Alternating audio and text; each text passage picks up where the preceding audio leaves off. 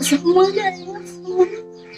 Kayaknya kalau aku nggak kabur mungkin saya udah nggak ada lagi di sini.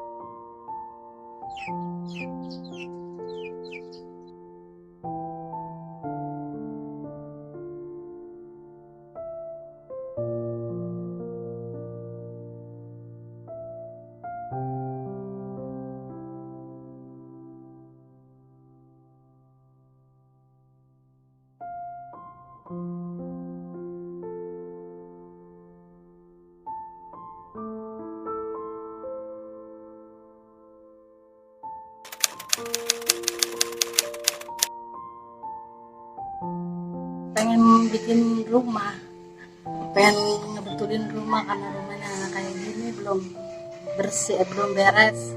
Jadi pengen berangkat ke Saudi lagi buat bangun rumah. Oh, sebelumnya Teteh sudah pernah ke Saudi? Iya, sudah pernah ke Saudi, alhamdulillah. Ya bikin rumah ini jadi, terus pulang, terus pengen berangkat lagi ke Saudi, nggak taunya nggak berhasil. Iya, jadinya begini.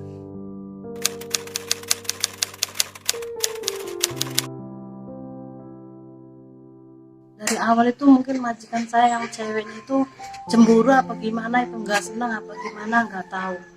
Pas pertama datang ya gitu, saya nggak dikasih makan, langsung dikunci pintu sama suami sama istrinya. 4 hari 4 malam di situ. Sebelumnya itu di kamar biasa, nggak di kamar mandi. Ya seterusnya itu baru di kamar mandi. Jadi nggak dikasih makan. Pas itu waktu itu aku masih pegang HP, terus aku SMS sama Pak Misbah, katanya tunggu sabar aja, udah disabarin sama saya.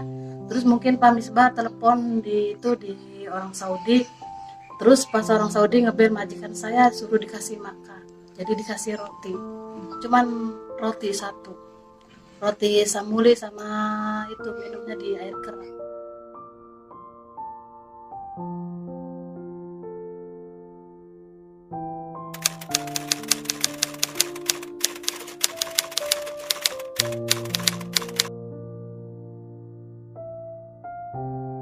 Ceritanya gini, kan malamnya itu dia minta minum, majikan cewek sama cowok itu, saya ngambilin gelas cuman 3.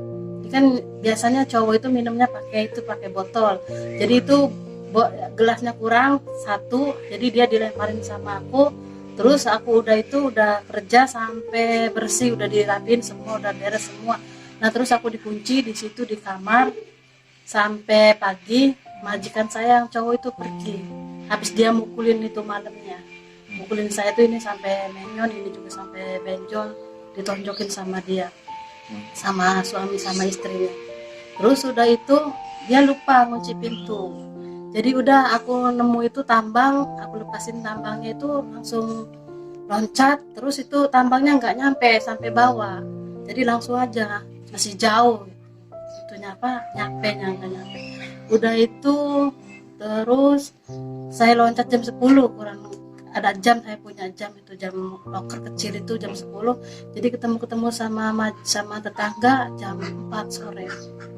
Iya, terus jam 4 sore itu aku minta tolong sama si Baba, ditolongin sama Baba. Terus si Baba itu nanya, katanya kamu dari mana? Aku dari atas. Aku bilang kenapa? Aku nggak kuat Baba, aku bilang aku disiksa, aku nggak dikasih makan karena dia lihat saya kondisinya ini kan masih dipukulin intinya sama itu majikan cewek. Nah terus si tetangga itu ambil majikan saya, terus dia narik saya itu yang cewek gitu, katanya bangun kenapa, katanya kamu di sini, aku udah nggak mau sama kamu, aku udah nggak kuat sama kamu, aku bilang. Terus udah pas itu diseret sama dia, si tetangga itu ngebantu, katanya kamu nggak lihat apa ini udah parah, katanya gitu, kata si tetangga. Udah katanya aku mau jadi saksi, kata si tetangga itu. Terus teteh dibawa ke rumah sakit. Ya, terus itu dibawa ke rumah sakit itu kata si baba yang tetangga itu, kamu maunya apa, Maimanah, katanya. Aku mau telepon polis, kataku. Ya udah, aku telepon polis. Nah, udah pas itu polisi datang karena kondisi saya lemah. Jadi polisi itu ngebel orang rumah sakit. Langsung aku dibawa. Nah, terus dibawa itu di rumah sakit itu nggak ada alat apa-apanya. Jadi udah itu ukuran jam 6 saya berangkat lagi ke rumah sakit yang gede.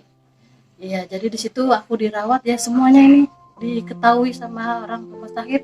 Pihak rumah sakit katanya ini bukan karena jatuh, karena ini bekas pukulan semua. Iya, di kepala ini bekas injekan itu majikan.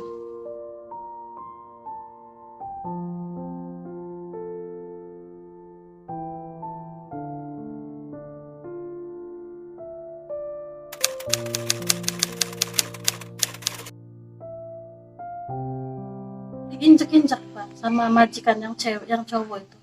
Udah itu dipukul, saya bangun langsung dijorokin lagi. Ini rambut saya habis, bekas dijambakin sama yang ceweknya itu. Habis itu sama yang ceweknya itu dijambakin karena dia cemburu. Di tulangnya ini retak di sini, di dua-duanya ini. Jadi ini kaki ini bekasnya kan ada hitamnya kemarin mah, bekas dikincet sama pintu. Iya, bekas dikincet sama pintu. Ya kan ada fotonya ya. Iya. Iya, bekas dikincetnya ini pada biru semua di sini. Pas dipukulin sama majikan, tapi ya sekarang kan udah nggak ada, udah sembuh.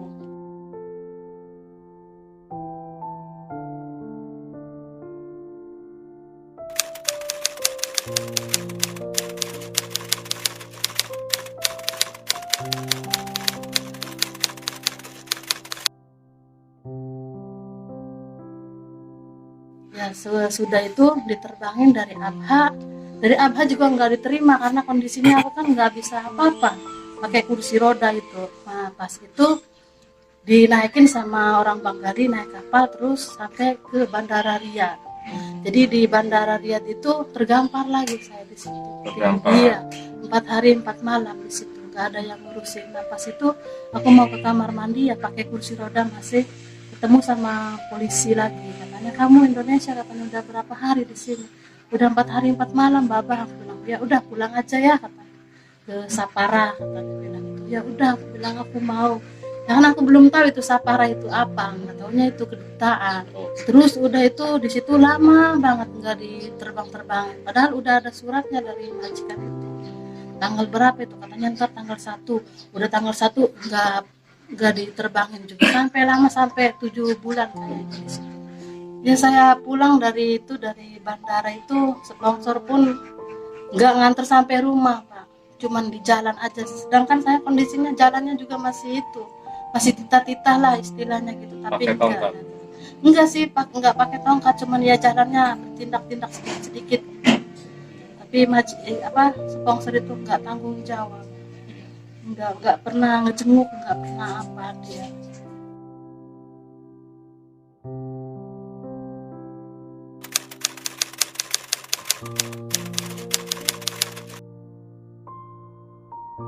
Semuanya ya, semuanya.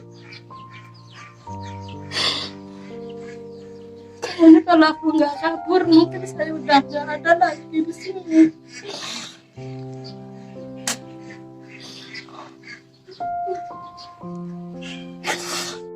Rasanya udah pasrah pokoknya. Itu bukan 4 hari aja yang nggak dikasih makan, sampai 15 hari aku nggak makan nasi. Cuman minum. Jadi kondisi aku kemarin melemah, nggak ada apa-apanya. Minumnya apa? Minumnya air dari keran. Ya. Air keran minumnya.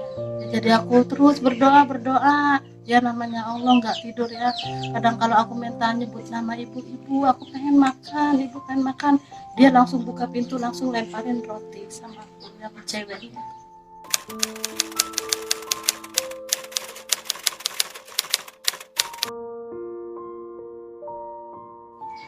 Aku pengen nuntut sama dia, kan 4 bulan saya nggak pernah digaji. Karena dia kalau aku minta gaji, katanya nanti uang kamu masih banyak di Indonesia, katanya bilang. Aku bilang uang aku udah nggak ada. Aku bilang emang kamu dikasih berapa, katanya uang, kata majikan saya.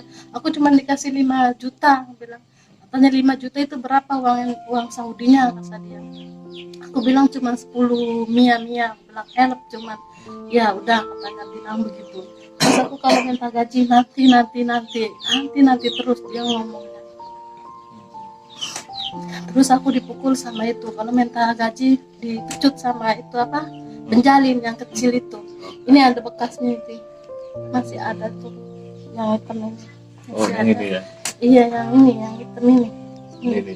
Iya yang ini masih. Ini bekas pukulan juga ini, sama yang cewek dipukul ini semuanya. Tadinya gede ini, berhubung aku diurut-urut aja di rumah sakit itu, jadi alhamdulillah nggak terlalu bengkak lagi.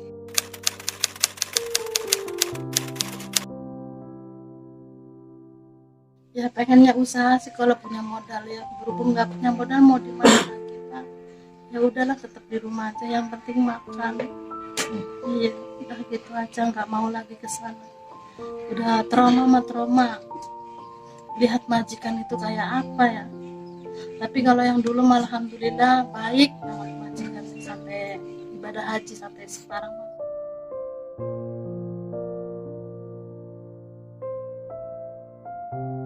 Ini ada sedikit bantuan dari Eko Berikan Banten, hasil dari rekan-rekan kita bekerja, mohon diterima.